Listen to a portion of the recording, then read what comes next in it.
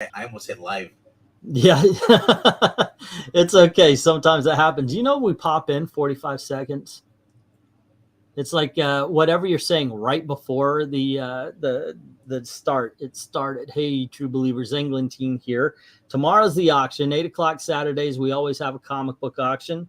I figured, what the heck? Let me show some books off. All of these are going to be in the auction. All right. They're, pardon?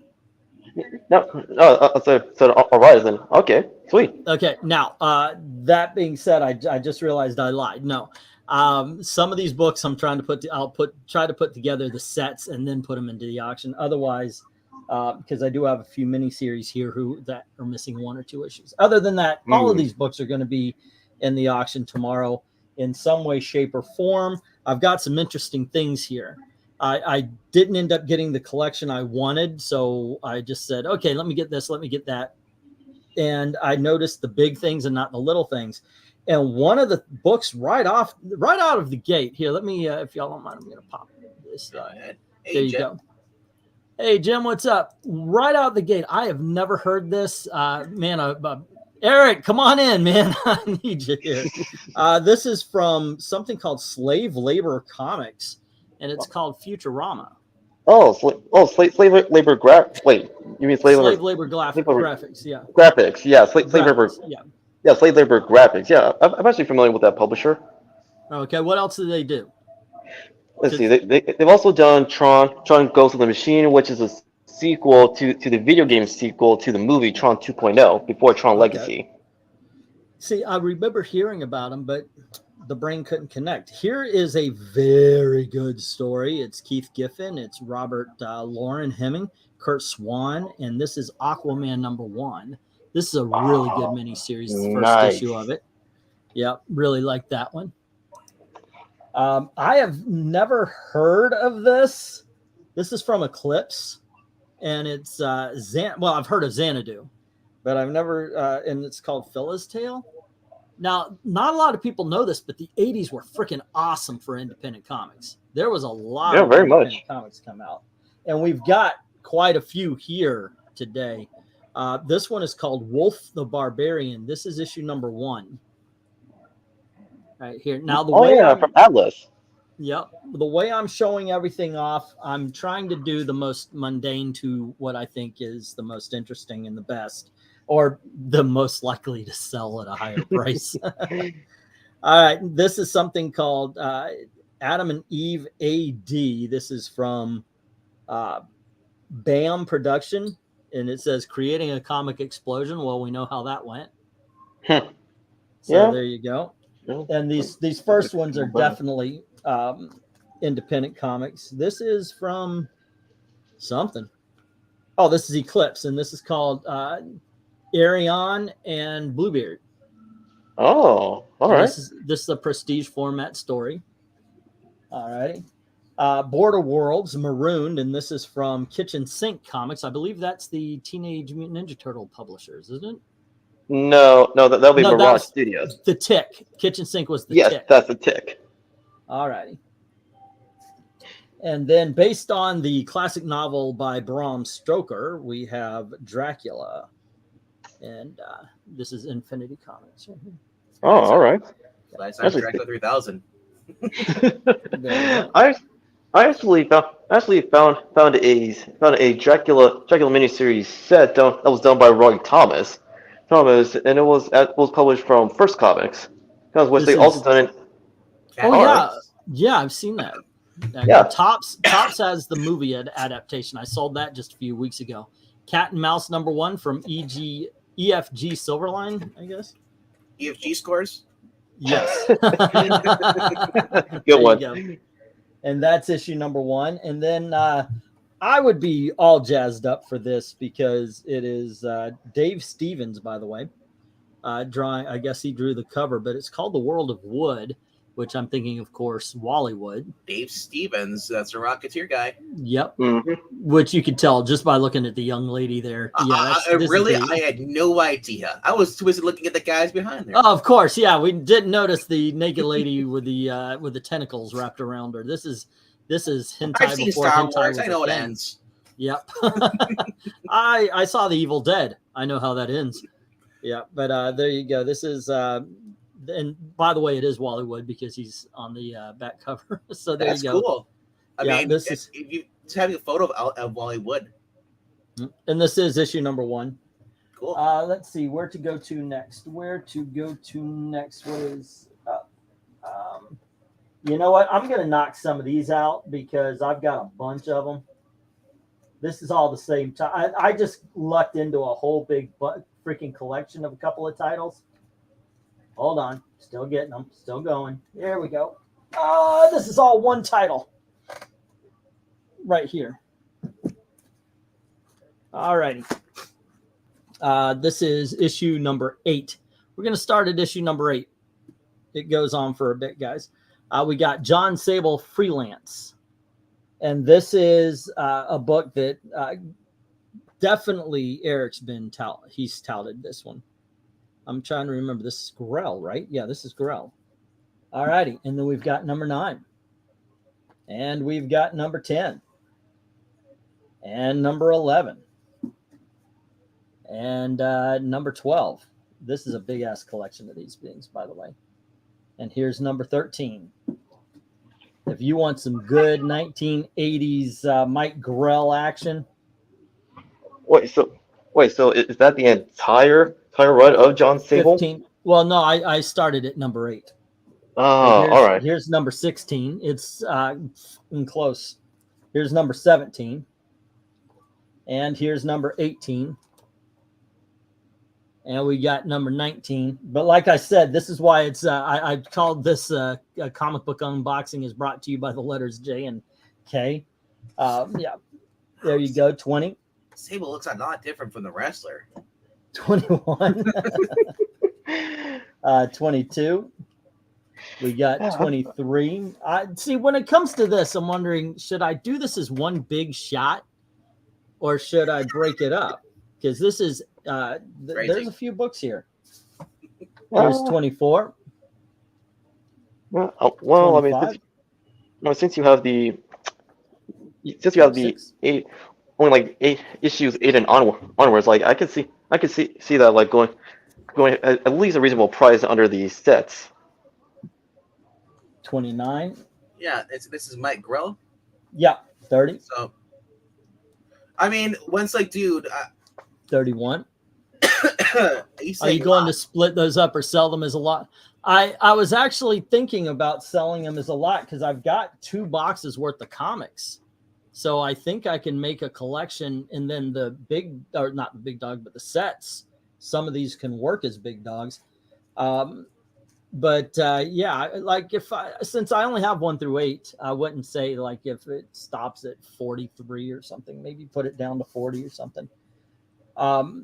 Here's 33, but then again, dude, I know these visit the dollar. My comic shops have dollar bins now, $2 bins. The 50-cent bin is long since gone in Florida. Here's 35, 36, and by the way, yes, these have all been consecutive. 37, but it's hard to find. First of all, a run like this. Second of all, you don't have those little flakes at the top because they've been out of the bags and people have been flicking through them. These are some well-conditioned books, and it's damn near a complete I'm always set. torn about like selling as lots or 30. selling as individual because there might be someone who's only looking for individual issues. They have most of it. 39. Yeah, that's true. And then they will not buy a lot because 40. Then they're stuck over with the rest of them. Well, here's the one thing that we run into as a problem, though. I started at issue number 8. Now we're at 40. That's 3 lots worth of John Sable. Yeah, I know. Out of 20. So here's 41. I'm and hoping nobody 42. has these. And 43. Yeah. 44. 45. 46. And it has been successful in the past. Sure. 47. Remember, I had Howard Shakin's American Flag 1 through 50. I was able to sell those for around $70. So my only fear with you having all these huge runs here is that they're just going to sit there and then it's like 3 lots 48. wasted. $149. Well, And issue speaking number of the upcoming option, I wasn't able to send you the $15 for the previous one. No worries. Dude, I trust you, man. So it looks like one sick dude. It looks like you're in there. You are in for it for a lot. If he sells Cool. a lot. So Awesome. it looks like. I'm here for the books in the Marvel 1000 rant. LK, come on in. Chat. I haven't read Marvel 1000. I've got that, Batman, Gotham War, and I'm breaking them down panel to panel so I could go over them. And the Marvel 1000, because yes, there must be a rant. I'm gonna say this quickly in the Marvel 1000 crap. I'll just say this: the Spider-Man story is probably the best story because there's no Paul, and it's actually Mary Jane and Peter and everyone who actually matters in Spider-Man universe. His supporting cast and one little cheesy story. Not the best story, but it's a step in the right direction. Even if he has Tom Holland, Spider-Man. But they had Betty there. They had Aunt May. Looks like Robbie and Jameson's there too. Like, yeah, but I don't even know who wrote it. I just somebody was talking on Twitter on it, and I was like, and I actually saw the two panels. I was like, oh my gosh, that actually looks nice. But was it like a $10 book though? No. Yeah, they're all $10 when they're that long. Okay, so this one will probably be phrasing. This one will probably be in the $2. By probably, I mean this will be a couple of these will. So just because, actually, I could probably do this because I don't think these will be. Yeah, whatever. Okay, this is from Archie Comics. It is The Fly. Issue number 1, or issue number 4, excuse me. There you go. I got to check this out. It's from what is this? New Barber Christian Comics. And it is simply titled Jesus. Yeah, I saw that. You're showing up for Now, I guess it's got something to do with Archie because there you go. But there you go. We got a Jesus comic. I'm going to look that up. It'll be like, that and Amazing Fantasy 15.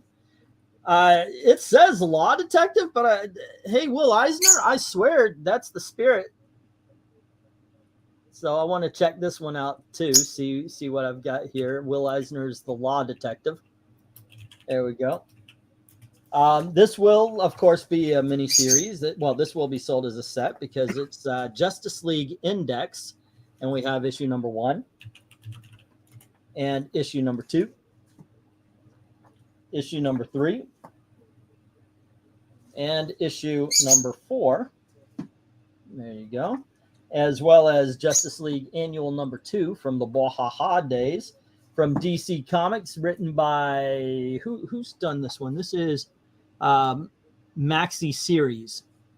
So Maxi and Series made this one. It's by Dan Jurgens and somebody named Patterson. Flash Gordon number 2.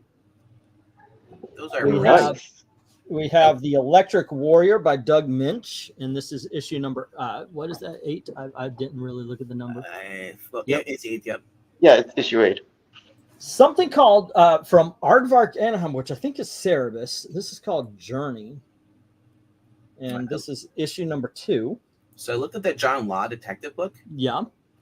And that is actually before the Spirit, I guess. It's pre-Spirit stories of John Law by Will Eisner, featuring the early life of John Law and his lover, Sans Serif. John Law, duh. Okay. 1983. And this is Journey, number 3. Volcus. There we go. I definitely want to look this up because I think this is the first appearance of somebody. I may be wrong. Yeah, those I guess is his first stuff he did before the Spirit. So it was all collected in one thing. Those are unpublished stories. So the Justice Machine Annual number 1.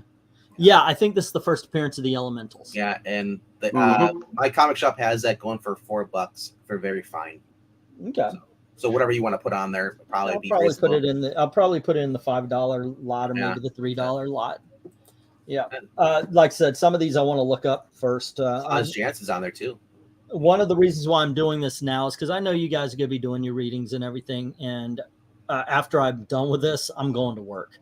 I've got to find backing boards for a lot of these. And, yeah, there's just, looked at them, I thought, oh, okay, they're all in board and backing boards. I don't have to. Nope, they're just in bags here. So, which I don't think you guys will mind too much, but I just like to do.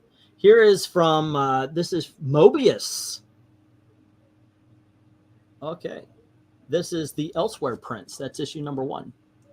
As that Jesus book, there was a bunch of Christian-related comics sold in Christian bookstores in the 70s, 80s. Wouldn't be surprised if the Archie publisher made it. That would make sense. And here's Elsewhere Prince number 2. Now, I've had these books before, and I just think they're awesome. Pacific Comics. Let me see. Do I have a creative team? Mature and Reader did this. And this is issue number 6 of Alien Worlds. Had these before, and they sold pretty well. Here's issue number 7 and issue number 8. Oh, I already found that book. And issue number 9. You might have bought it from here. No, the Jesus one. I just the Jesus? Yeah. Yeah. Did you find it on eBay? I think Journey was by William Mesner Loeb's story and art, says Michael Hart. Well, thank you. I appreciate you guys looking this stuff up. It's on my comic shop. It was a one-shot. Okay. It's well, like dies at the end. Jesus dies at the end? Dude, no. If you're going to kill off Jesus, you got to bring him back. All righty. I can tell you this absolutely is badass. This is Now Comics, Green Hornet, number 1. Awesome. The Green Hornet is awesome, man. And here we have issue number 2. All right. That Journey was by Steve, Perry. Steve Perry. It's all you almost had it, man. You almost had I was going to say, because I stopped myself because I was about to say Steve Tyler. I was like, that's not right. Okay, what do we got here? But, This should be on the other side. Actually, that the whole thing, Christ thing, it involves the death and the resurrection. It was a one-shot, came out in 1979. Art and cover by Art Hartley. Okay. Oh, that's it. Or Al Hartley, if that's even a popular name or a recognizable name. And that was the Jesus book? Yeah. Okay. Doesn't give a price, though, on my comic shop. They have a bunch of them listed here. That's all the same book, though. Oh, my gosh. That's so good. Whoa, one guy's got it for a view scan, $50. No wonder Warthog, by the way, Mute. I can say that. Have you guys ever drank so much sugar drinks, soda, and everything that you take a drink of even tap water and it's like the most delicious thing? Usually, if I drink too much sugar or stuff, I'm in the bathroom within 5 seconds, and I'm there for a couple hours. Yeah, too much sugar. I don't really drink soda as much as I used to as a kid. Okay, Health Nut, you're in California. We get it. All right. Oh. No, I'm joking around. All righty. Now, we haven't seen too many books about this guy. This is by Marv Wolfman, Bill Jaska. Once again, I haven't seen this character in 2 minutes. Here's John Sable, number 1. This is the second volume. Oh, nice. Here's number 2. Al Hartley worked on Tales of Suspense with Iron Man. Oh, cool. Here's number 3. He also had When Archie Met Jesus. Okay, everybody, you got to tell me. I guess it's Bill Jaska art. Is he drawing him to look like the artist that I just forgot, the Nick Fury artist? God dang. Jim Steranko? Jim Steranko? Is it me, or is this guy drawing John Sable to look like Jim Steranko? You put the sunglasses on there, and you have and he's Jim Steranko, man. I'm telling you. I mean, it's not far off. Here's issue number 4. By the way, Jim Steranko is officially the coolest guy ever to work comics. He also is a spy. Yeah, I know. Here's issue number 5. And we have issue number 6. And we have issue number 7. Issue number 8. And issue number 9. Issue number 10. By the way, this will be sold as a set. It is 1 through so far 11. Some would say that Steranko is the most interesting man alive. Issue number 12. I say Jim Steranko beat the shit out of the interesting man alive because he was a liar. Women love him, and men want to be him. All right, number 14. Number 15. James Bond was based off of Jim Steranko. Number 16. All the Number spy stuff. 17. Number 18. We're going to jump up a little bit. Here's issue number 52. No, I didn't move at all. And here's issue number 53. Hey, it's Issue Twin number Towers. 54. Was that the Twin Towers? Yeah, we got a Twin Towers spotting. Issue number 54, issue number 55, and issue number 56. So there's a large John Sable collection coming you guys' way. By the way, I said this auction is presented to you by the letters J and K is the title of this. It could be very well brought to you by Mike Grell. I was gonna say it's brought to you by Steranko and Grell. Wait, All are you? Wait, I'm asking just to double check, but are we even live? No, we're not live at all. He's just showing off. This is the free warm up we do. Have you not noticed the chat? I know. Shh. Well, You're in California. Are you smoking dope? I left my home state a long time ago. I'm back in Oregon. Well, also from what I'm looking at, it still says scheduled and not live. No. No, we're live. People are acting and reacting. Yeah. Hit play. that might help. But yeah, actually, but no, we are actually on, and people are. Everybody say hi to Dominic. Let him know you're there. You can tell when he went to jail by the missing issues in the run, says Ed Brewer. Stranko tells a good Bob Kane story, says Dave Asanowitz. Someone informed E that chat operates even when not live. Well, it's saying I'm live for 22 minutes. You are, yeah. Dominic is in Oregon, and I guess it's not much far away from California. So,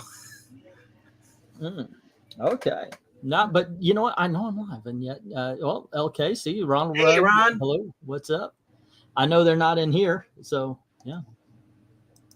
And they are acting and reacting to what I'm showing. So yeah, if we weren't. Okay, I'm actually checking right now. Not only under my subscriptions, and yeah, it does say that you are currently live. Yeah. Did you look at StreamYard though? It's part. It sounds like StreamYard is pulling his usual shenanigans of not showing when. Okay, yeah, I see. Well, I see. That might be on his end. Is his icon supposed to be blank? Yeah, Dominic always runs blank icon. He's in Oregon Default mode. Yeah. All righty. But okay, let's continue. I'll probably put more books with this one just to fluff. I was about to say fluff. That would not work. Fill this out. This is Action Comics 648. Speaking of, man, I hope Nerdy Texan is doing all right. You know, here's 647. I heard Nerdy Texas are right because I need his money. Well, no. I know. Obviously, I need anybody's money, but that's the whole point of doing the auctions. But no, I really hope that he and his family. I'm looking at these, and I hope that he can't mix it this weekend. Well, I'll probably throw in 7 more Superman just to have a complete lot.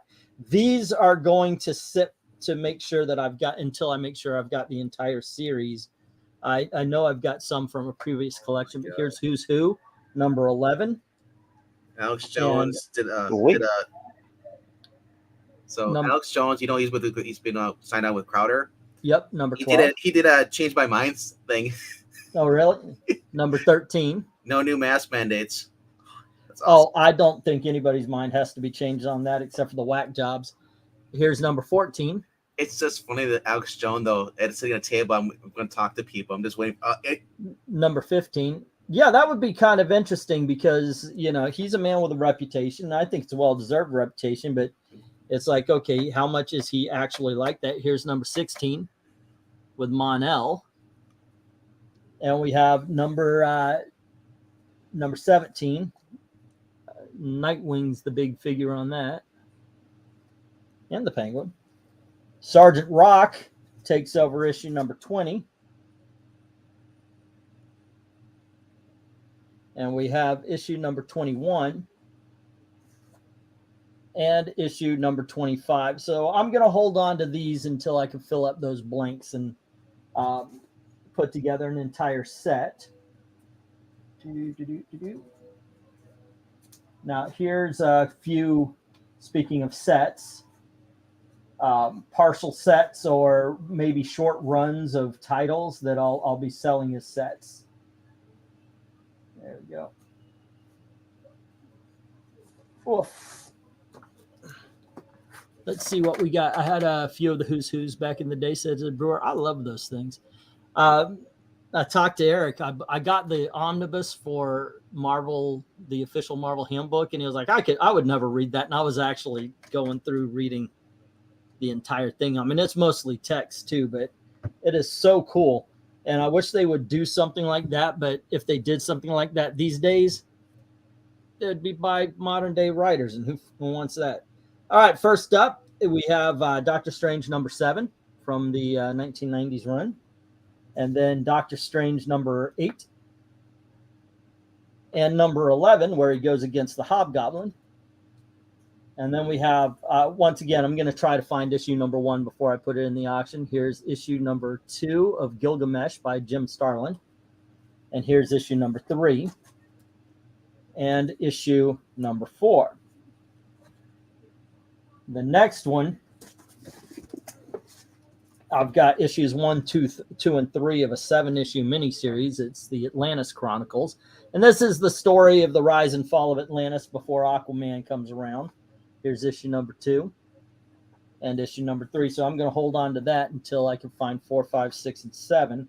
This I'm selling outright. I don't know if this was a miniseries or what, but I've got 3 issues of it, and it's just too cool to hold on to. This is Bernie Wrightson, Master of the Macabre, from Pacific Comics, one of those anthology horror books. And Bernie Wrightson in horror, right? I mean, that's awesome sauce the kids don't say today. And here's issue number 3. I've got a few of these 3-issue things. You're doing it wrong. The red pill goes in the other end. Wait, what? All right, next up, we've got from Archie Comics. This is Red Circle. This is The Black Hood. That's issue number 1. And we have issue number 2. Whoop, there we go. I like the back cover too. And we have issue number 3. Speaking of Howard Shakin, we have Black Hawk. This is a prestigious. Yeah, you got to be very careful when you're saying that word. Black Hawk number 1. It's a prestige format miniseries. He's always saying Black Hawk on his channel. Hawk. This is issue number 2. And we have issue number 3. This is complete. It is a 3-issue miniseries. It's always Black Hawk. It's always Black Hawk and not Black Hawks. Black Hawk. If you like classic horror, says Ash, and you don't get these Bernie Wrightson, what's wrong with you? I agree. I absolutely. You want me to list everything? It's a long list. And I embrace all the wrongness. Make sure you pronounce the H damn straight. Oh, that got my interest. Who's Who was good, but the Marvel handbooks were put together. But I agree, Jim. I really do. I like the Who's Who, but Marvel won that particular battle. Now, this is a 2-issue miniseries. Yeah, And- although I wonder like how many people are buying any of the new editions of the Marvel encyclopedias. Yeah, I don't know. Those seem to be written for kids. You know, it just seems that way. Here's the Abyss, book 1 from Dark Horse, and we have the Abyss book 2. So that's the entire series based on the movie. I do got to admit, I miss the good old fashioned movie adaptation. Here's a book called Dakota North, issue number 1, and we have issue number 2 and issue number 3. And we have a book. Who is this by? I'm not seeing a Brink or something. I'm not seeing a creative team. It's called Warp. And this is issue number 1. All right. And we have, I'm still trying to find something, not seeing it, issue number 2. And issue number 3. Okay, there's... This caught my eye. I've sold a couple of issues like this, but I did not know who or what Black Diamond was supposed to be based on. Well, Warp has first publishing, or there's Equinox. Well, it depends what you see in the corner. This one is first. Okay. It's a 19 issue series. Okay. And then we've got the first 3, which I'll be selling as a set. Dakota North took a wrong turn and ended up in Frank South Dakota. Brunner and this is Frank Brunner and Peter Gillis. Okay. Dave's saying Warp is excellent. Hello to Aloise. Script by John Ostrander is on there. And, yeah. Oh, okay. John Ostrander, the creator of Grimjack, wrote that. Ash is saying that art, this is the best film Jim Cameron made. Yeah. Art also by Lennon DeSole and Joel Stanton. I was surprised to find out that from AC Comics, the character of Black Diamond is supposed to be Sybil Danning. Oh. For those of you who do not know, Sybil Danning is a 1980s pop top queen. Whatever movie she was in, it's like, here's my boobs. Stupid brain. It's not Sybil. I go straight though. You say 80s. Sybil Oh, Shepherd. you're saying Sybil Shepherd. This is issue number 2. And Totally here different. is the issue number 3. And from DC Comics, a Sword and Sorcery title, we have Beowulf, the Dragon Slayer, issue number 1. And we have issue number 2. And we have issue number 3. The price is not on the book. And we have issue number 4. The price is on the book. I did the little trying to move it, and it just, that's on the book. Yeah, there you go. I'll be selling that as a set, but I will discount accordingly. Next up, we have from a guy named Sergio Aragones, and this is Gru the Wanderer, issue number 57. Sergio. That's my child's name. And then we have Sergio. issue number 56. And we have issue number 55. And then we have issue number 51. Alrighty. I dig Gru. I know in the past I've had a hard time selling Gru, but I dig him. Okay. Wow. No, let me go with these first. Holy Toledo, that's going to be a big lot. All right. Next up from, who is this? Is this, it says Baron Bedlam, but is it written by Mike Baron? I don't know. This is issue, you guys tell me. I forgot. Here's issue number 2 of Batman and the Outsiders. And we have issue number 3. And here is issue number 4. Issue number 5. Issue number 6. Issue number 7, and that's that. Now we got some serious titles going on. Where do I start first? Let me start with Marvel. All righty. This is another case of this is all one title here. We have, this is the 50 cent. I know there's a 75 cent run as well, but here is Khazar the Savage, issue number 1. And we have issue number 2. Number 3. Number 4. This will be sold as a set too, by the way. Number 5. Here's number 6. Number 7. And I will change the bag and backing boards. Number 8. Number 9. Number 10. Number 11. Here's number 12.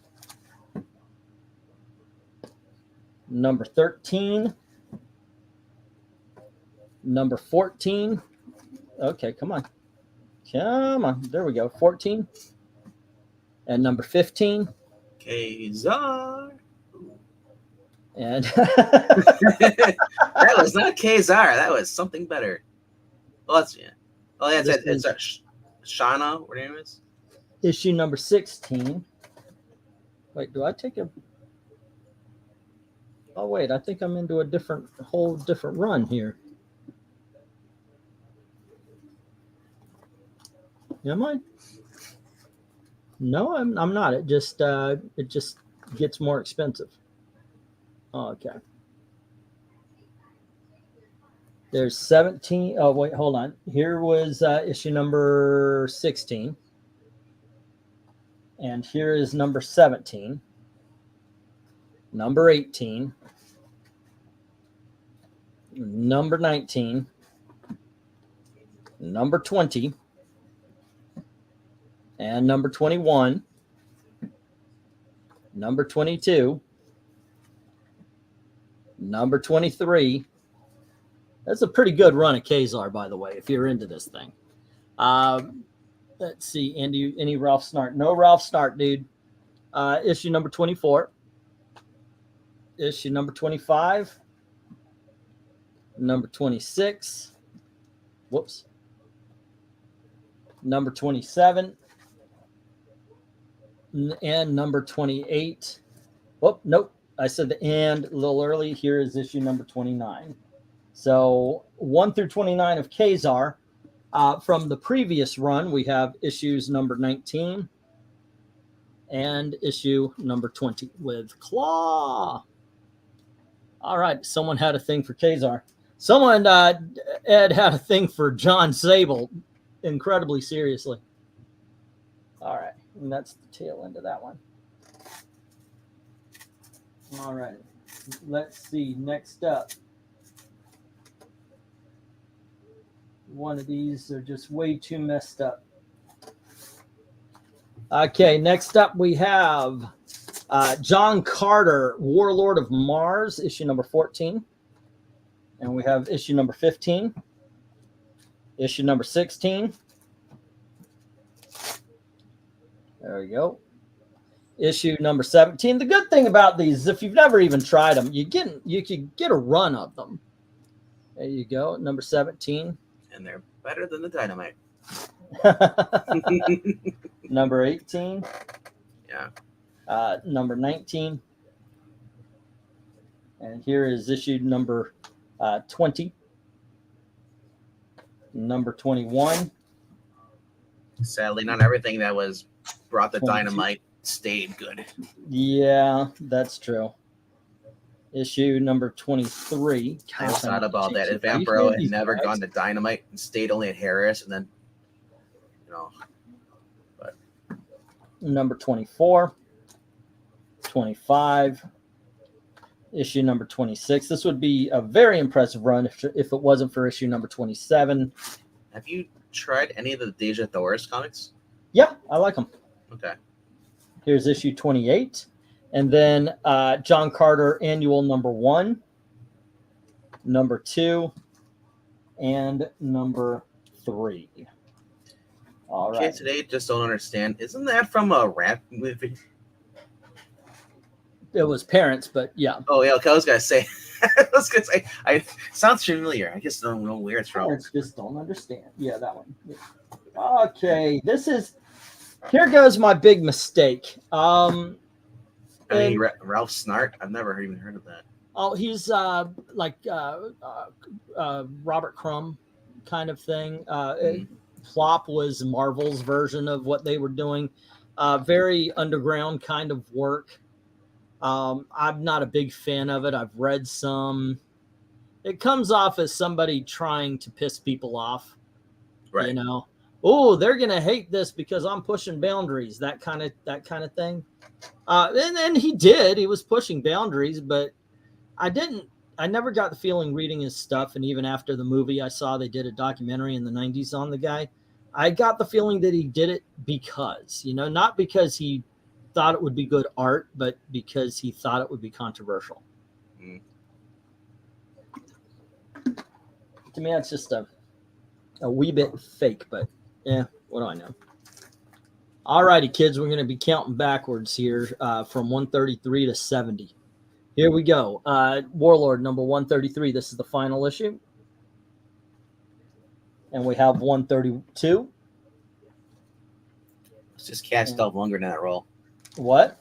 Just put Dolph Lundgren as a new and put a Warlord movie out. 131. And here is issue number 130. He's at that age. He's still fit. He could pull it off. Let's see. Here is 129. Deja Thoris thought she met John Carter several times in the past. It was a case of deja vu. Okay. Starring Number Denzel 128. Washington, right? Yeah, Denzel was on there. 127. He was John Carter of Mars. And we have issue number 126. This would, and then 125. Yeah. Nothing wrong with being 70 years old. It's not like you can't act. 124. Jude was on Arrow not that long ago. And here is 123. Issue number 122 has Power Girl. I did not know Power Girl crossed over into this. Trying to sell a Power book. Girl and Jennifer Morgan Unleashed in issue number 122. Mm. There we go. And we have issue number 121. And he's 65, actually, Dolph Lundgren is, you know. And we have 120. 119. And we have 118. Dang. 117. If you're hungry, don't read what Ash put down. 116. These new honey chipotle barbecue brisket and bacon fries from Del Taco are delicious. Not the fries. The name Del Taco, just bleh. 115. It's a lot on a fry, man. 114. 113. Some of those places you go there, it's like, where's the fry? 112. It's got a pound of meat on top of it. 111. 110. That's what I feel about gourmet macaroni and cheese. There's nothing gourmet about it. You mix meat into it. I mean, if you mix lobster into macaroni and cheese, yeah, the lobster's great. Macaroni and cheese is still in macaroni and cheese. Ash, we'll have to agree to disagree. It's a movie. None of it's real. Here's issue 109. It's all fiction. It's a comic And book we story. have 108. I'm noticing there's a lot of bikini bodies on the covers here. Here's issue number 107. You just noticed that? Just now, yeah. Here's 106. This book won't sell because it's all sexist. I know, right? Wait. That's 107. This is 106. And we have 105. And being a bounce out just has to see that half naked guy all the time. Right. 104. Here's 103. All righty. I told you. See, he's not even in the cover. It's just the girl now. They're Uh-huh. like, we should just kind of move the guy out in the back. You know? Something like that. Oh. Hoy vey. And here's one. Here we go. Let me take a little break from that. Deja Thoris thought, okay, I already read that one. Did someone had a thing for Kazar? Someone really had a thing for Warlord. That was Zazu, wasn't it? Explains why you were one of the few liked Indy 5, I guess, body blue raised arms. What? Because I said that Dolph Lundgren could pull off a Warlord thing, and he doesn't agree because he says he's too old. In all honesty, I do too. I would want somebody younger. I mean, he is damn near 70.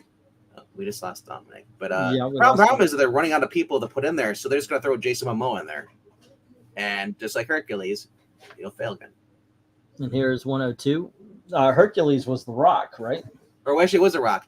What was Jason Momoa as Conan? Conan. Yeah. 101. Can you let Dom in? I guess so. And here is the double-sized 100th issue.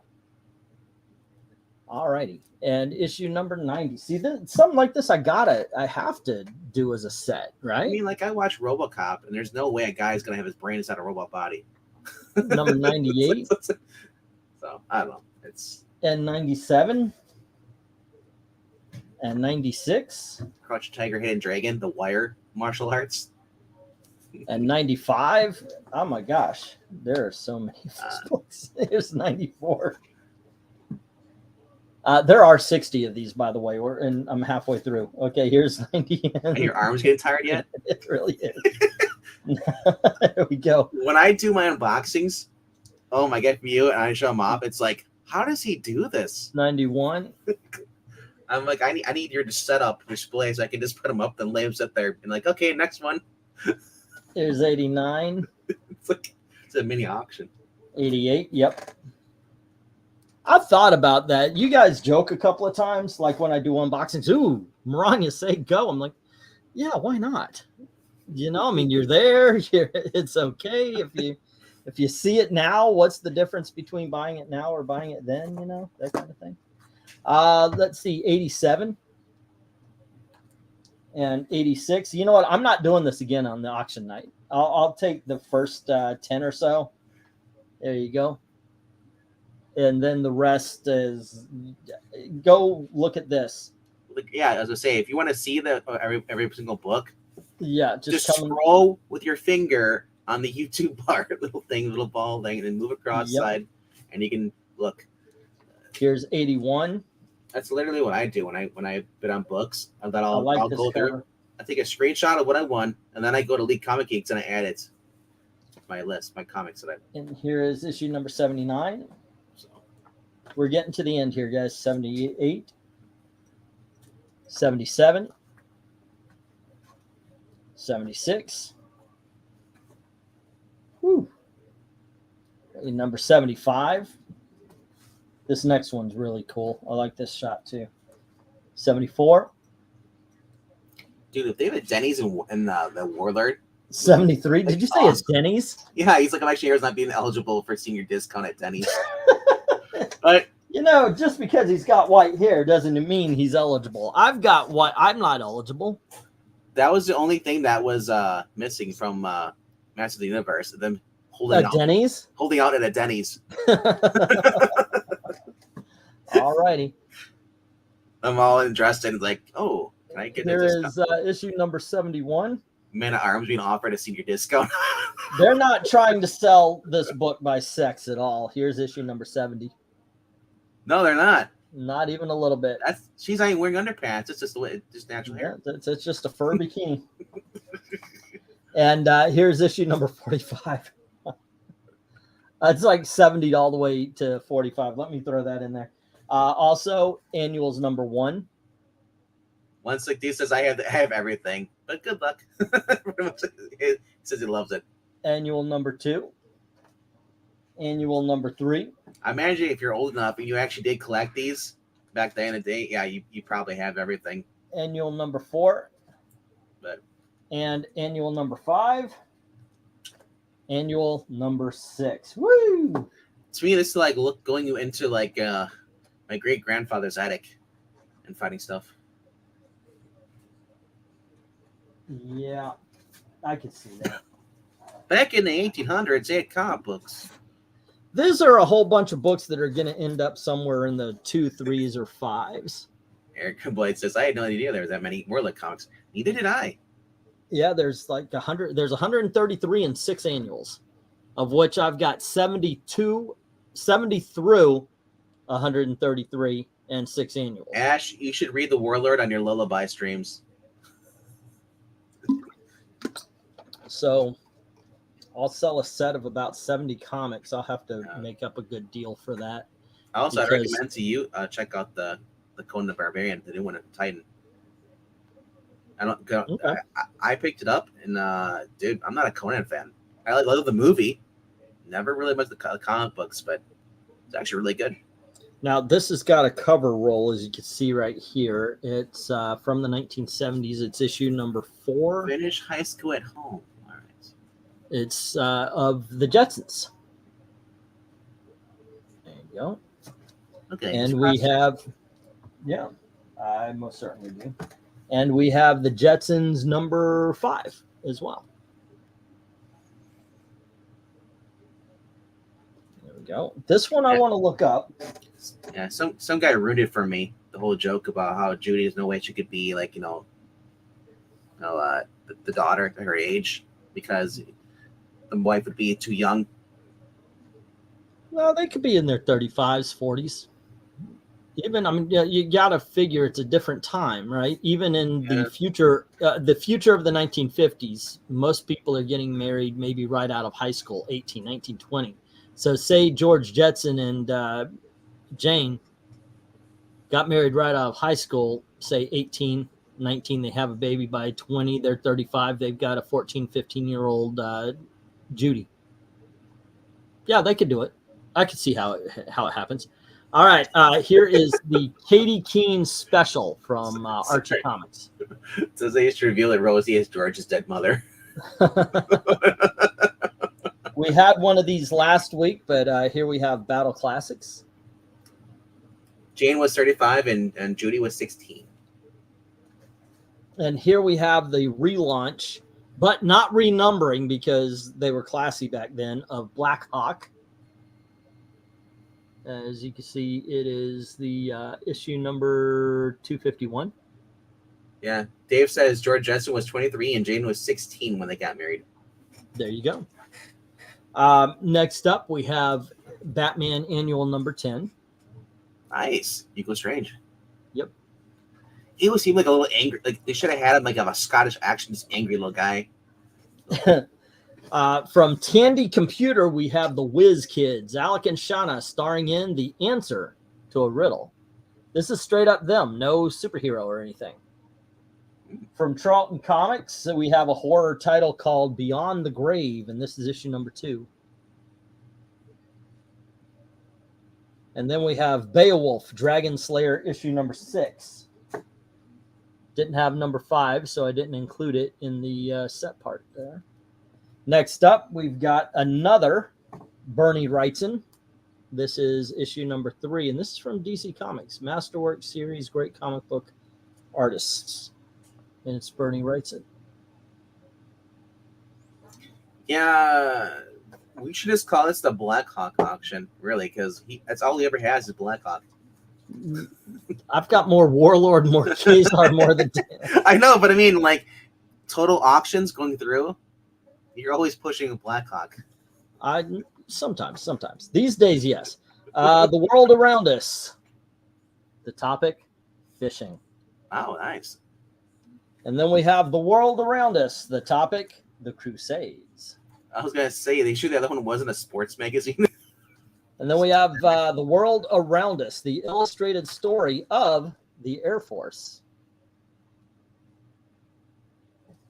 And I know these are all like in the 50s or 60s. What are those, Eclipse? No, this is not that. It's Classic Illustrated. Classic Illustrated. Yeah. We had this one before once a long time ago. The World Around Us Indians. Excuse me, that's not what they're called. I'm sorry, the Redskins. Yeah, put that on your auction. We're selling it. Okay, now this, just to be flat out 100%, there's some waves to this. I think you might be able to see it, but it's a little wavy right here. I have a feeling it's because this was not put into a bag and backing board until I got it. And I was like, what the am I looking at? It says Planet Comics, Batman, number 33. And then it says Batman album. Is it a trade or is it a single issue? Now, I haven't looked up a date on this because literally I put everything together, moved them around a little bit. This is from New Zealand. Oh. It's like a New Zealand trade or something like that. It's called the Batman album. It's issue number 33. It reprints Bronze Age Batman stories. So I have actually never seen one of these in my entire life before. Yeah, it is Kiwi. So is my daughter's fiance. All righty. So yeah, I've never seen this before, but there you go. Let's see. Next up, this is something I haven't opened yet, and I kind of want to. because it says Battle for a Three-Dimensional World, 3D Cosmic book. And the cool thing is it's most definitely Jack Kirby. At least the cover is. Australian variant. Okay. And all I could think is I would love to see Jack Kirby in 3D. Let's see if it's actual. It does come with the glasses. But okay, so that guy, someone's trying to sell that Batman album for $30 on eBay. oh wow, yeah, mine's not in $30 condition Because it's Australian variant. Yeah, this is absolutely Jack Kirby in 3D. So, He pops cool. up right at you. Yeah, well, he's a person that does weird things with panels. So, yeah. So there you go. This is a 3D comic with the 3D glasses, and it is Jack Kirby. So, apparently the first Kite Man's in one of those reprints. oh yeah. The first appearance of Kite Man is. I did notice that it is in that Batman album. It's a really thick book, though. I mean, It is. I would say whatever you think, man, because it has how many reprints in there, and then put appropriate price. I would say $10. It's 10, prestige 12. format. It's prestige format, and it is. It's tall. It's tall. I mean, it goes over the backing board here. Like I said, I see it going for $29 on eBay right now. If whatever you feel between that. Okay. Yeah.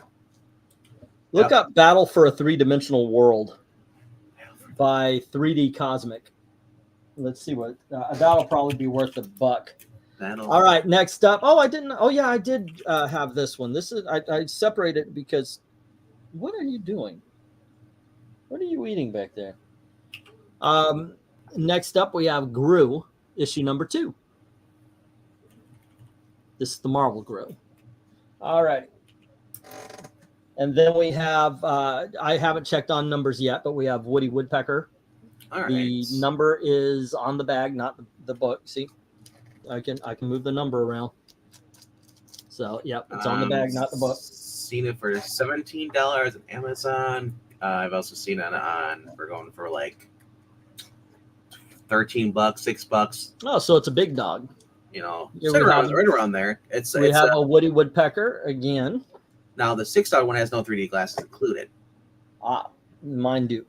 Then we have from Charlton, we have Yogi Bear, and this is issue number 23. I would say you should around $12. Okay. Be fair. And then we have Yogi Bear issue number 28. It really comes down what you're comfortable with. Zero no about it. Then we have this is Yosemite Sam and Bugs, but I don't see a number. There we go. It is a Whitman comic. Maybe it's 39. I don't know. God dang it! After your big speech. Then we have issue number 188 of Black Hawk. It is a Silver Age. I told you. That happens sometimes. Sometimes you hit the mother load on Black Hawk. Yes, and this one I really like. I like the shape of it. It is issue number 133 of Casper, the Friendly Ghost. Yes, Richie Rich. There we go. That is in good condition too, kids. All right, not done yet, guys. Not done yet. Although, thank you very much for those of you who stuck around. I appreciate it. No, you'll never see hideous effects like this again until we bring you Nature Trail to Hell. Nature Trail to Hell. Nature Trail to Hell in 3D. Nature Trail to Hell. Now you. Nature Trail to Hell. Now you. Nature Trail to Hell in 3D. No, not a Weird Al fan. Not really. No. But I would recommend. That's one song from Weird Al that I didn't listen to. You should look. You should try to find those 1975 Power records. Get those Batman and Robin ones. The records. Mm-hmm. Or any of the DC records. I think it'd be kind of fun to have. Because I don't think they ever made it to a CD. I like Jensen Ackles, loved Supernatural and made it through the whole series. Great actor and underrated, but I don't like him for Warlord. I don't like his inner turmoil or suffering characters, says Ronald Bragg. Who, Marvel run of Gru is the best, says Ash. See severed heads that almost. Oh, okay. He's doing the nature. Okay. okay. Severed heads that almost. I haven't heard that song in so long. And hello to Tyson. I didn't see it pop in here. Thanks for stopping by. Hey, what's up? Batman is the OG. I told Marania, if we ever do a DC RPG Batman, just tell me what's going on in the next 3 events or games, because that's how much prep time it takes for me to be Batman. I would go with the Phantom, by the way. If you're going straight DC, you would still have the Crimson Avenger. But yes, Batman is definitely old school. Hey guys, look, Justice League 157. Oh, nice. I know, right? That's pretty cool. They put the women first. Yeah. How's that? Yeah. Well, we also have issue number 161 with Zatanna in her leotard and cape. Again, the women are in the front. Yep. And by the way, she's got the Power Girl window. And the lobster outfit, isn't that? No, this isn't the lobster outfit. I know if I say cape, I think it's a lobster outfit. Here we have 162. Speaking of lobsters. And then we have issue number 120. Ooh. That's just dark. And then we have issue number 121.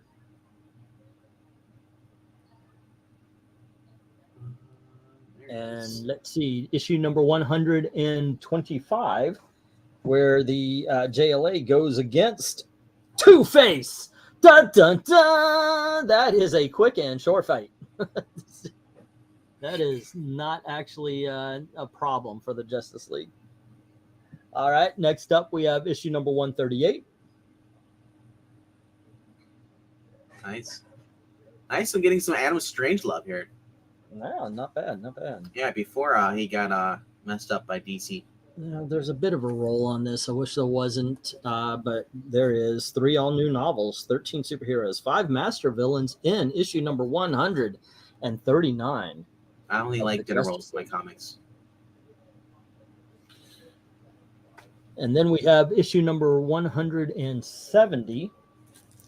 Then we got Batman on a space scooter.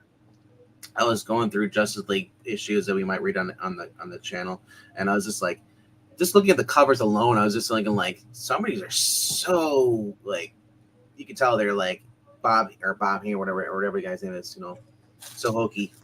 Hope. No. Here we have issue number 178. And then here is issue number 165. 85, where they go up against Darkseid. I want Henry Cavill as the next Wonder Woman. Let's go. He'll be Wonder Man. Wonder Ma'am. And we have issue number 190. Nice. This is the lobster outfit right here. This is issue number 191. It's a red one, right? Yeah. There. That's it? That's the lobster on her head. Oh, on the head. Okay. I thought it was actually a part of her outfit was like red or something like that, or cape. There we go. And we have issue 193. That's a busy cover. The Justice League meet all the Western heroes, including Jonah Hex, in issue number 198. And here is 199.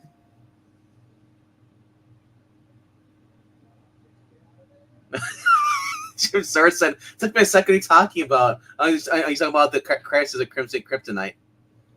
Because we were doing that on our channel over Geeky Puppet Show. I was like, because he's like, when is the KKK continue? I'm like, I want to make a Zach joke. Did you ever see the Simpsons episode where Krusty plays the Apollo? He comes out, hey, welcome to Krusty's Comedy Cavalcade. And he's got him, and he's like, wait, KKK? This is going to suck. All right, we got issue number 202. It's funny because it's out of left field. Like, if you don't know the context behind what he's saying, Yeah. Here's 206. We got issue number 207. And here's issue number 208 Cancel, Jim. Sorry. and 209. And here is annual number 1. Dominic's Welcome. back. Yeah. I Hey, think Dominic. I think And you actually would have got what's his name, do a spit take. It would have been if he was here. Issue number 219. And here is issue number 218. So I And don't we drink have on these things Issue unless 216. I only drink during the auction. 215. I should do that. Maybe drum up a little extra cash, drunk auction. Well, I just do because 214. I'm trying to cope with the auction. Issue number 213. Number 212. Actually, what I want is what Ed's been eating, those edibles. Here's 211 and 210. 220. 221. 222. 223.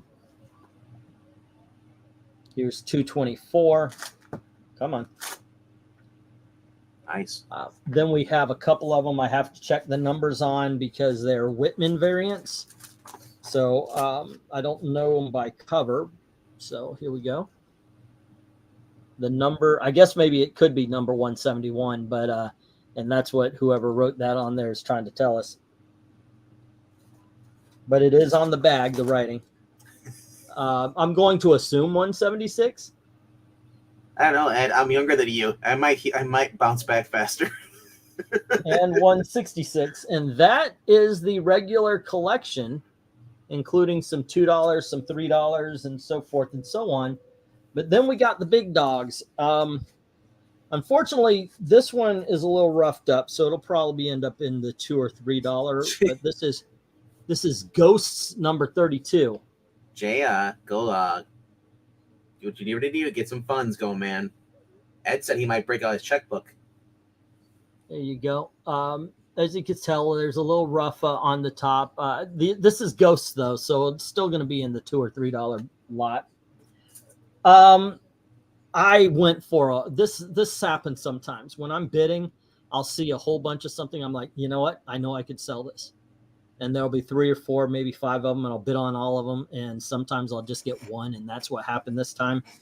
There was just a whole bunch of these Top Cow Tomb Raider variants. This one is, it says convention exclusive, so I'll have to find out what it's all about. There you go. I still say that Johnny Law book you had is the best I've seen so far. Who is that by right there? Andy Park? Andy Park, yeah. From 1999.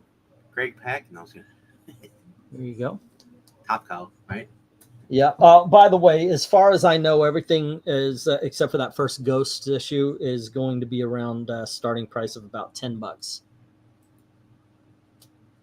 All right. This is Star Spangled War from DC Comics, starring Enemy Ace and the Viking Prince. This is issue number 150. Nice. I don't know. I'm just I'm kind of going down the war comic. Kind of looks like war comics far as in World War One, though. Where they're trying. I could promise you your card is going to hate you then, Jim, because those aren't in the 50 cents lots. Okay, here is The Unknown Soldier, starring in Star Spangled War, issue number 172. Who's the artist on these covers? They're really nice. Usually it's Kubert. Yeah, it is. Yep. Yeah, nice. There's another dude. I want to say Hannigan. Harrigan starts with an H, I think. Who ended up doing a lot of war covers as well. Maybe I always say the chat knows more than you, no matter what, because they're free to use the Googles and such. Just because I want to show Marvel some love, but they only really have one. And Atlas, sure, you had War, right? That comic. Mm-hmm. But once they hit the Silver Age, there seems to only really be one war comic. And that is Sergeant Fury. Here's number 58. But as you can tell, that's in pretty good condition. There you go. Let's see. Next up, from Dell Comics, we've got Combat. Of course, I don't have a number because it's Dell, but here you go.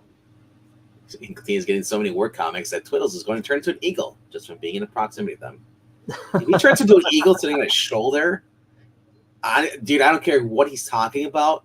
He'll have more views just because he's a freaking eagle on his live stream. Yeah, he's a lovebird, but he thinks he's an eagle. He poops Let's like one. see. This one I might actually be up in the $15 area. It's issue number 146 of a, and it says 2 magazines in one, DC GI Combat. Big GI Combat. And it's issue number 146, but here you go.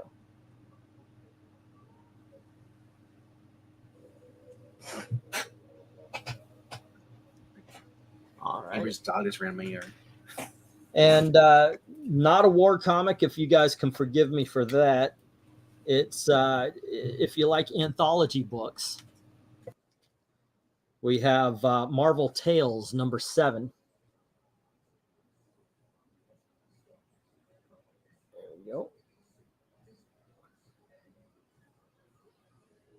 And as you can see, it's actually in pretty darn good shape. That's a nice little sampler. Sampler. It's got all those comics are in there. Look right there. A little flaw in the cloth. Yeah, it's okay. I can just color that with red. There you go.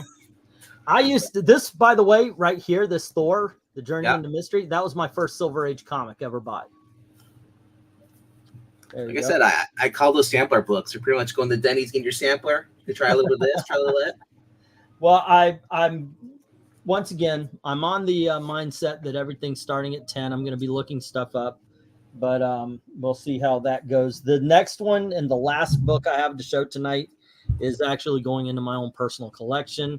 I don't collect a lot of books. I don't collect a lot of series, but this is one of the series I do. Oh, wait, no, before I show that off. Well, if you guys want to help out the channel, right down on the bottom there, you can click like, subscribe, maybe drop $1 in the Ko-Fi bin. Share. That helps out. You can buy more than just getting Black Hawk all the time. That would be nice. And it would help to pay for the StreamYard so we can continue to do the job. Yeah. Because not only I'm paying, so I'm not just paying the normal fee. I'm paying it the premium. Yeah. So Maranya can do her show. If I'm running later, if something's happening. I was telling Marani about that. He's like, he's got 3 freaking people as managers on his channel. Like, no wonder he's paying so much. Yeah, that is something. So yes, please, if you don't mind, throw $1 in the tip jar. It definitely helps. I have some more of these coming if they show up tomorrow. They're not in the mailbox right now, but if they show up tomorrow, I'll throw them in. Otherwise, it'll be next week. But here is the best of the DC Blue Ribbon Digest, issue number 20, starring the world's finest. There we go. Nice. And we have issue. This actually, I don't see an issue number, but it's also world's finest. Is it a baby book? No. It's have you ever seen those like Archie Digest at the? Yeah. I was gonna say okay. First, they produce these. They're just DC. I mean, they were at the grocery store, same as the other ones. You say Digest. Reader's Digest is the only one I know. Right. But there you go. And we don't throw donkeys in the tip jar. We throw tip jars at the donkeys. Here's a Justice League of America. This is issue number 11 of the DC Special Blue Digest, Blue Ribbon Digest. There's a donkey in the tip jar. That's called jerky. There you go. And this is the back of it. Nice. That's cool. There you go. Now, the cool thing about these is they do usually have a modern story. They'll have a golden age story. By modern, I mean Bronze Age when these were produced. So, yeah, these are definitely. And then we have the Justice Society. You gonna sell these individual or as a set? I was gonna sell them as individuals. Just I don't. There's I think 23 of right here. See how it says DC Special Blue Ribbon Digest, and then that one has like 23, maybe 25 issues, but this one right here, it says the best of DC. See, those are great for toilet reading. This one says the best of DC Blue Ribbon Digest, and that had like 60 issues. So I'm not going to wait for 60 issues. I'll just. See that guy? He's selling it for 95 cents. He saw it around the book. Yeah. Okay. Yeah. Selling 95 cents when it first came out. Maybe. Lizzo has a magazine called Eater's Digest. Oh, I'd say $2, $2 or $3. Mm-hmm. Oh, and this one I bought for myself because I'm a big Monkeys fan. And I'm trying to put together a collection of Monkeys comics. I thought it's because you like monkeying around. Oh, no, we're too busy singing. Yes. I will not continue that. You don't know the song. We're too busy singing to put anybody down. Not that but there you go, gang. Because it'll be a never-ending serenade from you. Just trying to be friendly. Everybody sing. No, okay. Yeah, there you go, gang. That is in fact that. Those are the books that are going to be in tomorrow's auction. Okay. I might add a little bit from stuff you've seen before, or maybe some new stuff, and just to pad stuff out a little bit because I know I've got some things I'm going to be selling as sets. So, yeah, I showed off. What was it? 70 issues of Warlord, but that might be one 70 issue set. So I might have to throw some more stuff in. Yeah. I'm wanting to, I've got, I think five, maybe 6 more of these coming. And if they show up tomorrow, then I'll throw those in. I don't need any more monkeys in my life. I stream with one of them over on Monday nights. Just trying to be friendly. All right, Mike's mom invented whiteout. That is a true fact. Yeah. The only person to have TV experience was Mickey Dolenz. He was in a TV show called Circus Boy. I was waiting for that fact to pop up. You mentioned monkeys, and they're like, someone has to invent. Hey, his mom invented whiteout. Yep, it's like they're hand in hand. It's like, yep. Peter Tork and Mike Nesmith were the musicians. Yeah. Davy Jones was on Broadway. He played the Artful Dodger in Oliver and Company. So you had 2 actors, Davy Jones and Mickey Dolenz, and you had 2 musicians. And it was really Peter Tork and Mike Nesmith that were the ones that were arguing and wanting to write their own music and put that on their albums.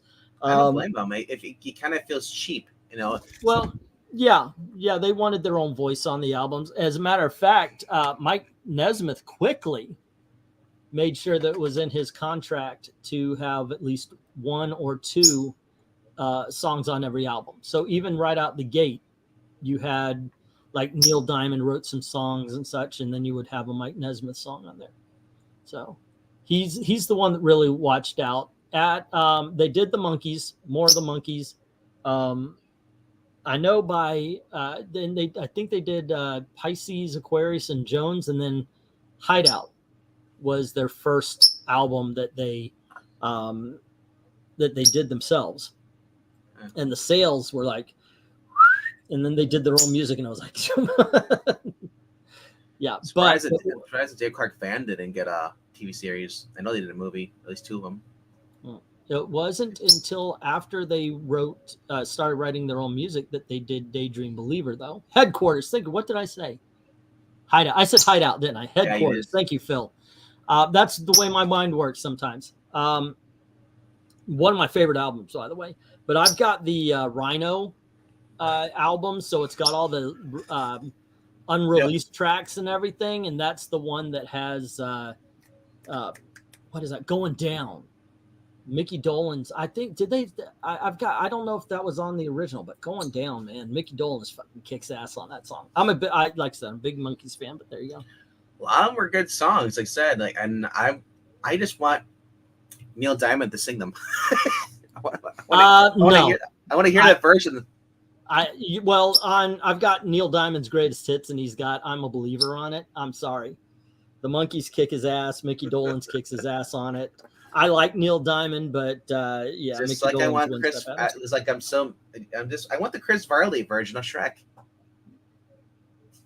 Yeah, I wouldn't mind seeing it. I saw that test footage of him reading, and it was literally living in a van down by the river. Shrek. Yeah, Harry Nelson wrote "Cuddly Toy," but that Davy Jones sang, and he's like, "You must be just you're not just a cuddly toy. You're not the only cuddly toy that was ever enjoyed by any boy." And that's Harry Nelson singing. Davy Jones speeds it up. It's a little more fun. It's a little more jaunty, a lot better. So I've heard the original songs written by the people who wrote them a couple of times, and yeah, the Monkees are better. Once they bring up Hollywood Vampires, is that Johnny Depp's band? Is it? I did not know Johnny Depp that. has a band right now. I thought it was like something like that. Huh. When I was I guess 10, we would come home from school, and there would always be a snack, and then watch a little TV, and then we get to the homework bit. And Yep. I remember the Monkees and the Addams Family, and then Star Trek. We always watched those because it was like back to back. But yeah, that's where and sometimes if we got home early enough, we could see Batman. Yep. Rawhide sings that to his victim. Oh yeah, they're looking at the Hollywood Vampires super group. It has Johnny Depp, and it also has Alice Cooper's in there too. Oh, nice. Yeah, Joe Perry. Yeah. I met Mickey Dolenz. He was weirded out by me. Yeah, I don't know about the one from the '60s though. So. I met Mickey Dolenz, and I didn't want to buy anything. I didn't have anything to buy. I didn't care for. I was just like, dude, I've listened to your music all my life. Just thank you very much for being good every time I bought an album. He's like, okay. Rawhide sings that to his victims. Rawhide sings what? You're not the only cuddly toy that was ever enjoyed. I'm assuming that. By any boy. You're not the only choo-choo train that was left out in the rain the day after Santa came. You're not the kind of girl to tell your mother. The kind of never meet your heroes. Yeah, I guess so. He's the last one standing too. Yeah. You must have ended in your sleep. Well, yeah, Ron was near earlier. He's saying, looking for more Star Trek stuff. Apparently, he's a Star Trekkie person. Okay. Ash is saying he has an aversion to the Addams Family, but Monkees and Star Trek are A-okay. Did I invite him down to under the bridge? Oh, no. He's a hotel guy. There's a bridge with the hotel under it. Yeah. Right. All righty, kids. Thanks for hanging out for the last hour and a half while I showed you the auction. This is it for today. I'm just going to get to work putting this together and writing everything down, and it will take all night. So, because I also got to find some better bags and backing boards. Yep. That being said, I do know for a fact Friday is reading day over at the Geeky Puppet Show. Yeah, in 20 minutes, Captain America 138. Continue from last week's reading with Falcon going against Spidey again. This time joined Cap jumps in the fray. No, Cap joins the fray. You know what I'm going to be doing is as I have opened up some stuff, some comic book origins, and it had occurred to me. Actually, it didn't occur to me. It was shared in the feed that today is the first appearance, the anniversary of the first appearance of Speedy Gonzalez. So I'm going to be searching for that, and maybe that'll be September. When I can do the comic book origins, it'll be like Speedy Gonzales or maybe Johnny Quest, the first issue of the first appearance of Flintstone, stuff like If you that. do the origins now, you won't have to be Speedy Gonzales on the day it comes. You're supposed to do it. Oh, that would be today, yes. But yeah. I've got Later a screw lot then. of work to do. Yeah. I agree. Morticia is better than Lily, but Lily is pretty hot too. I like both Adams and the Monster, along with the classic Trek and Lost in Space. Never actually got into Lost in Space as a kid. That when I grew up, I was like, for Pete's sake, is one of my favorite Monkees song, along with Val. I love you, Valerie.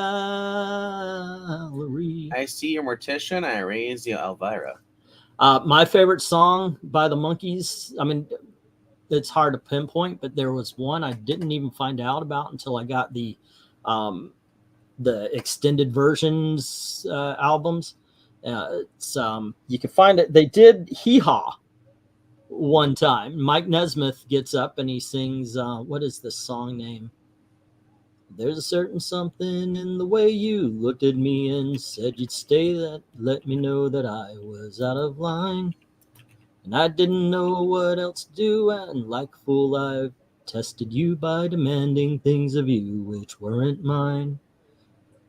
What the freaking hell is that? No, shoot. I forgot the title of it. Gosh, my brain is just not working anymore. I know it starts with an N. No something.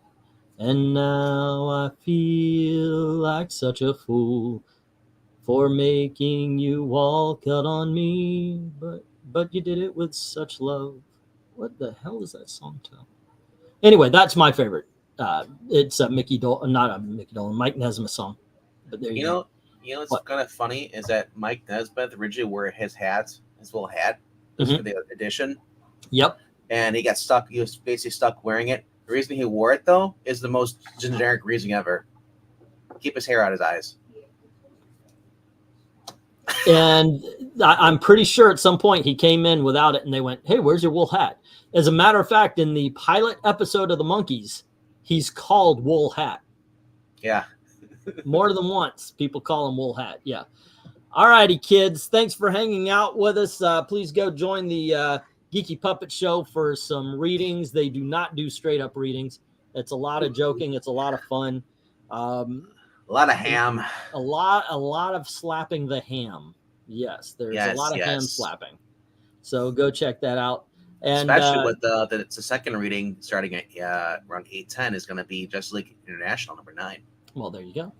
And tomorrow at 8 p.m. Eastern, we're doing our auction. So please show up for that too, where all these books are going to be. All right. And as always, like I said, please click like, share, subscribe, go on over to Ko-Fi, drop $1 in the tip jar. Help us keep going, man. Seriously, please. And as always, thank you very, very much for watching. Have a good night. See you all later.